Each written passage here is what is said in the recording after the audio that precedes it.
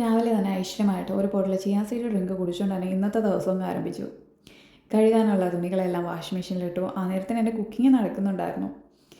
ദോശയ്ക്ക് സാമ്പാറും തലേന്നത്തെ ചിക്കൻ കറിയും ചായയാണ്. തലേന്നത്തെ ചിക്കൻ കറി നമുക്ക് ഒരുവിധം എല്ലാവിധം ഫുഡ് ഐറ്റംസിനോടും പോകും. രാവിലെ ബ്രേക്ക്ഫാസ്റ്റിനായാൽ അപ്പം, ഇടിയപ്പം, പുട്ട് എല്ലാത്തിൻ്റെ കൂടെയും തലേന്നത്തെ ചിക്കൻ കറിയോ ബീഫ് കറിയൊക്കെ ഉണ്ടെങ്കിൽ നല്ലൊരു കോമ്പിനേഷനാണ്. അപ്പം ആ കൂട്ടത്തിൽ തന്നെ ഞാൻ എൻ്റെ ഉച്ചയ്ക്കുള്ള ലഞ്ച് പ്രിപ്പറേഷനെല്ലാം കഴിഞ്ഞിട്ടുണ്ടായിരുന്നു. ഞാൻ ഫോണിൽ ഒരു പാട്ടൊക്കെ വെച്ചിട്ട് അങ്ങ് തുടങ്ങി. അപ്പം ഒരുവിധം ക്ലീനിങ്ങും കുക്കിങ്ങും ഒന്നിച്ച് കൊണ്ടുപോകുകയാണെങ്കിൽ നമുക്ക് അത്രയും സമയം ലാഭിക്കാം. പിന്നെ ക്ലീനിങ്ങിനായിട്ട് നമ്മൾ മെനക്കെടേണ്ട ആവശ്യം വരത്തില്ല. കൂട്ടത്തിൽ തന്നെ ക്ലീൻ ചെയ്ത് പോവുക. അങ്ങനെ ആകുമ്പോൾ നമ്മുടെ ഒരുവിധം കിച്ചണിലെ പണികളെല്ലാം ഒരുവിധം പെട്ടെന്ന് അങ്ങ് കഴിയും. പിന്നെ നമുക്ക് ആ ഏരിയയിലേക്ക് പോകേണ്ട ആവശ്യം വരില്ല. ആ ഒരുവിധം പണികളെല്ലാം തീർന്നപ്പോഴത്തേക്ക് വാഷിംഗ് മെഷീനിലെ തുണിയെല്ലാം എടുത്ത് വിരിച്ചിടേണ്ട നേരമായി. അങ്ങനെ അതെല്ലാം ഞാനിങ്ങനെ വിരിച്ചുകൊണ്ടിരിക്കുക. പിന്നെ എനിക്ക് ഈ എന്തെങ്കിലുമൊക്കെ ജോലി ചെയ്യുമ്പോഴത്തേക്ക് ഒന്നുകിൽ പാട്ട് കേൾക്കുക, പാട്ട് മൊബൈലിൽ വെച്ചിട്ട് ജോലി ചെയ്യുക, അല്ലാന്നുണ്ടെങ്കിൽ ഫ്രണ്ട്സുമായിട്ടൊക്കെ ചാറ്റ് ചെയ്തുകൊണ്ട് ചെയ്യുക. ഈ രണ്ട് കാര്യങ്ങളും ചെയ്തിട്ടുണ്ടെങ്കിൽ നമ്മൾ പണിയെടുക്കാൻ നമുക്ക് തോന്നത്തില്ല. പെട്ടെന്ന് നമ്മുടെ ജോലിയും കാര്യങ്ങളൊക്കെ കഴിയും. ഞാൻ ഈ രണ്ട് കാര്യങ്ങളും ഞാൻ നോക്കാറുണ്ട്. പാട്ട് കേൾക്കാമെന്ന് പറഞ്ഞിരിക്കുമ്പോഴായിരിക്കും ഫ്രണ്ട്സ് ആരെങ്കിലും ഒരു ഹായ് അയച്ചു തുടങ്ങുന്നത്. പിന്നെ അവരോട് സംസാരിച്ച് അതിൻ്റെ കൂട്ടത്തിൽ എൻ്റെ ജോലിയെല്ലാം നടക്കും. രാവിലത്തെ കുക്കിംഗ് എല്ലാം അങ്ങനെയാണ് ഒരുവിധം എല്ലാം തീർന്നത്. ഇനി ഞാൻ തുണി വിരിച്ചിട്ടിട്ടുണ്ടായിരുന്നല്ലോ, അതിന് മുമ്പ് ഉണങ്ങിയ തുണി മാറ്റിയിട്ടാണ് വിരിച്ചിട്ടുണ്ടായിരുന്നത്. അപ്പം ഉണങ്ങിയ തുണിയെല്ലാം മടക്കി അലമാരി വെക്കുന്ന ജോലിയാണ് ഇപ്പോൾ ചെയ്തുകൊണ്ടിരിക്കുന്നത്. ഇനി അടുത്ത പണിയെന്ന് വെച്ചാൽ റൂമൊന്ന് ക്ലീൻ ചെയ്യണം. മൊത്തത്തിലൊന്ന് അടിച്ച് വാരി അറേഞ്ച് ചെയ്യാനുണ്ട്. എന്നും ക്ലീൻ ചെയ്താലും പൊടിയാണ്, എങ്ങനെയെങ്കിലുമൊക്കെ എവിടെന്നെങ്കിലുമൊക്കെ പൊടി കാണും.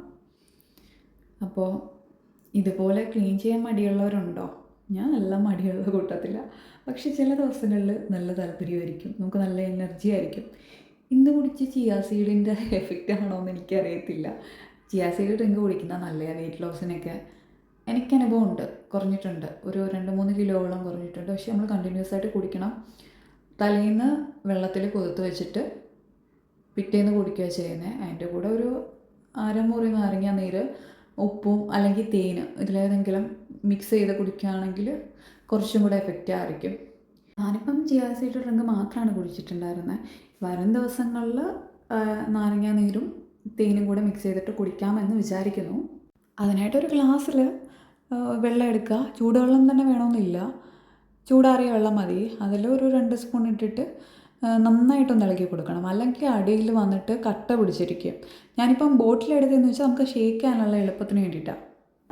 കുടിക്കുന്നതിൻ്റെ മെയിൻ കാരണം ഈ അടുത്തിടെയായിട്ട് എനിക്ക് തടി കൂടുന്നുണ്ടോ എന്നൊരു ഡൗട്ട്. അപ്പം ഞാൻ ഇന്നലെ തൊട്ടാണ് സ്റ്റാർട്ട് ചെയ്ത് തുടങ്ങി. നോക്കാം, ഒരാഴ്ച നോക്കാം എന്തെങ്കിലുമൊക്കെ മാറ്റങ്ങൾ ഉണ്ടാകുന്നുണ്ടോ എന്ന് നോക്കാം. ഇതിൻ്റെ കൂടെ ഡയറ്റും എക്സസൈസും ചെയ്യണം. അത് പ്രോപ്പറായിട്ട് നടക്കുമെന്ന് എനിക്ക് തോന്നുന്നില്ല.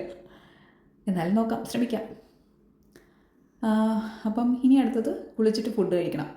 റെസ്റ്റ് ഇല്ലാതെ ഇത്രയൊക്കെ പണി അടുപ്പിച്ച് ചെയ്തല്ലേ. ഇതിനിടയ്ക്ക് ഞാനൊന്ന് ഇടയ്ക്കൊന്ന് ഇരുന്നിട്ടുണ്ട്, ഡ്രസ്സൊന്നും മടക്കി വയ്ക്കാനായിട്ട് മാത്രം.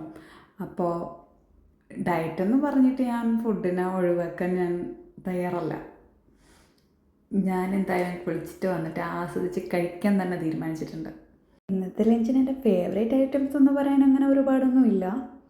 തക്കാളി ഇട്ട് പൊരിച്ച മുട്ടയുണ്ട്. അതിൻ്റെ പേരിൽ ഞാൻ ഒരുപാട് കളിയാക്കലൊക്കെ ഫ്രണ്ട്സിൻ്റെ ഇടയിൽ കേട്ടിട്ടുള്ളതാണ്. എന്നാലും ഞാൻ വിട്ടു കൊടുക്കത്തില്ല. പിന്നെ ചെറുപയറും കായും കൂടി ഇട്ട് വെച്ചിട്ട് തോരനും മീൻ വറുത്തതും